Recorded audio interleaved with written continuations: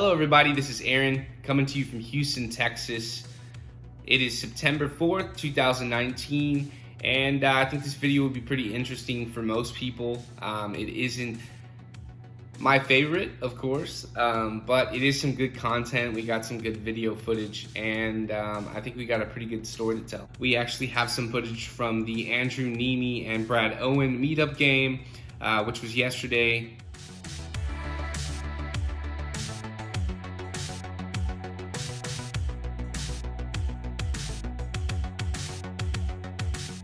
We arrived to the Texas Card House in Houston. It's pretty jam-packed. The tournament is currently running. As we get there, we have 58 seconds to get into the tournament, and we decide not to get in because we don't want to be short stacked. Immediately, the 1-3 gets started. As I'm walking to the table, a gentleman asks if anybody's interested in the 5-5 game. Of course, I raise my hand, and he says he is about to get a new game started. Don't have the finances to be playing in such a big game. We've played it before, we've done well before. It's been a while. So that being said, we walk over to the cage and we pull out $1,500 worth of chips. Andrew, I tweeted at you an hour ago and you don't answer your tweets. You might as well get off Twitter. You never answer your... Great decision on my part. Let's go ahead and get into it. So we sit down at the table, and immediately we can tell that it's a pretty competitive table.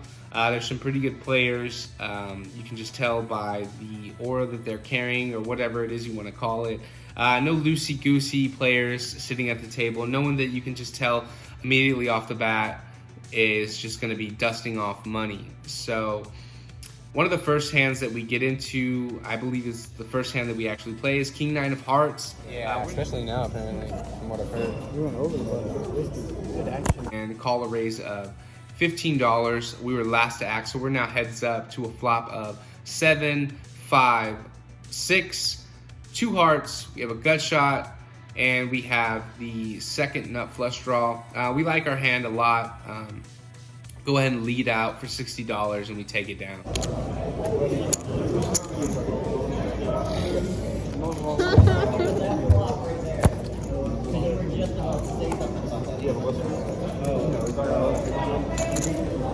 a decent flop. The next hand that we're dealt is going to be... No. Be quiet. No. The next hand that we're dealt is 6-9 offsuit. 3. Player leads out for $30. Everyone folds. It's to me. It's pretty early in the game, so we decide to call. The flop comes 7, 7, 8. We flop open-ended. We check. We get a bet of $60. Of course, we have to call. The turn is a king of diamonds. I tank a little.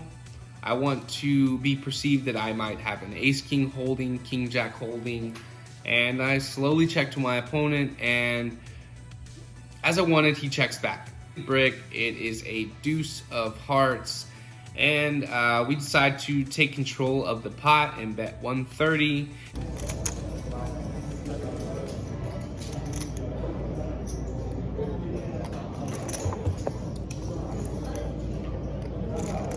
And we get called, unfortunately, so we go ahead and just muck our hand, and we asked the opponent if he had 9s or 10s, and he said he had 10s. So we could have played that hand a lot better. If we were going to bluff, we should have go ahead and started on the turn with the king, and maybe been a little bit more convincing on the river with another bet. So we played that completely wrong. Shouldn't have been in the hand in the first place.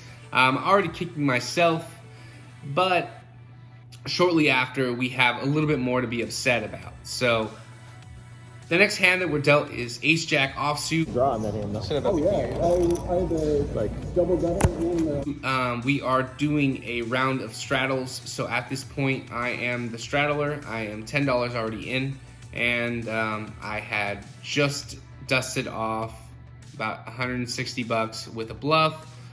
So kind of tilted, don't really realize it. and we get into this next hand with the wrong mindset. So we do straddle, action limps around to the middle position player who raises it to 60. He gets one caller, and I decide to squeeze. Bad idea. I bump it up to $140. Both of the players call, and the flop comes 6, Jack, deuce. We flop top pair, top kicker, and we're feeling pretty good about our hand. So we decide to raise to 175. We get one caller, heads up to a turn, which is a great card. It is the ace of spades, and so we turn top 2 pair. We're feeling very confident about our hand. The pot's about $600 right now, and we decide to go all in. Owen. The reason we go all in is we look over the player, and he has about 425 left. Unfortunately, after we go all in, we get snap called. You wanna do anything? We ask if he wants to go once or twice, and apparently this player only goes once. So we go once. The turn is a deuce of God knows what, and our opponent rolls over pocket sixes, calls 140 pre-flop, and absolutely drills the flop, flopping a set of sixes. And of course, I had a hand to pay him off with. I'm not very happy with how I played the hand. I shouldn't have been squeezing in the first place. Very upset with how I played the hand. I feel like I could have saved a lot of money. I'm not saying I would have not lost. It just didn't make sense. I feel like, looking back at the hand, that I could have avoided a lot of money loss, finances decreasing, whatever it is you want to call it. Unfortunately, we played that hand completely wrong. And after that, we just go on major tilt. We play completely bad. This is the first 5-5 game we've played in months. And coming to this game, we were excited to meet Andrew to go ahead and give some further announcements on the vlogs that are going to be coming up, and completely come and play like a degenerate, waste our money within the first hour and a half. Pretty upset. I don't have the bankroll to rebuy it back in the game. I have to take a sad drive home, reevaluate everything, go back to the drawing board, and stick to some of the things that brought me where I am today, which are discipline, patience, and game selection. And I was fed to the sharks. I felt like a complete noob, and I'm very disappointed with myself. So after a long 45-minute drive home of reevaluating my life and my situation, I come to draw everything up that it was just a bad day. Bad decisions lead to more bad decisions, and eventually you have to pay for those decisions. Poker is a very unforgiving game. That being said, I should know that already, being that I want to play this for a living. This is the life that I chose. I should know these things. I think what happened is I was a little starstruck. I was excited. I was nervous. I was overconfident. And I was excited to meet Andrew. I was excited to meet Brad. And I kind of wanted to show my skills, my talents, everything that I'd learned, that I was now a competitor in this market, whether it's vlogging or just playing poker in general. I know there's a lot of really good poker players that will never start a vlog, but of course, being that I was at this meetup game, I felt like I needed to be showcased along the vloggers, especially for my city. You know, I am a Houstonian, and I wanted to definitely show up for you guys here in Houston, but that was not the case. I completely came, lit my money on fire, and that's kind of where we're at right now. It's the day after. I'm feeling pretty sore, like I just had gone through the ringer. Can't wait to get back after it. I'm very excited to make up for these mistakes that I've made. Before that, we were running very, very good. We were about 7 for 7, averaging $127 an hour, $222 a session. I'm an in and out kind of person, just because my bankroll doesn't really allow me to sit at a game for long due to variance. So once we book a win, we like to leave pretty soon, guarantee the money, and just save the bankroll. So build the bankroll, that's the goal. Build the bankroll so we can play these bigger games, because of course, when you increase your play, when you increase the skill, the talent, of course you should be at these bigger games playing with these better players at a more competitive level. That is the goal. Unfortunately, I got a little excited, a little too overzealous. I would say even a little bit of overly confident had to do with it, and it led me to making pretty bad decisions. I'm not very proud of myself, but of course, it's some good content. It's some real life stuff. We have to learn from these mistakes.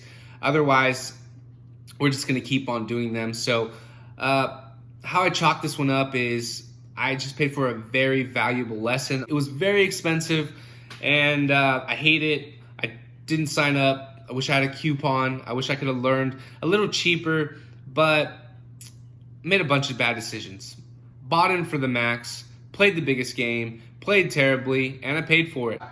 You learn a lot of things. You learn about variance. You learn about mistakes, decisions. You learn that every hand is more or less like your Street Fighter life bar, and a couple bad mistakes can lead to a defeat immediately. And it's a sad day when that happens. You have to be very strong mentally to overcome these losses and understand that there was mistakes made. Once you can understand some of the problems and mistakes and decisions that you're making that aren't the best, you can begin to develop your game a little further, because it's not only just playing the cards. It's not about the numbers, the percentages. It's about being right mentally.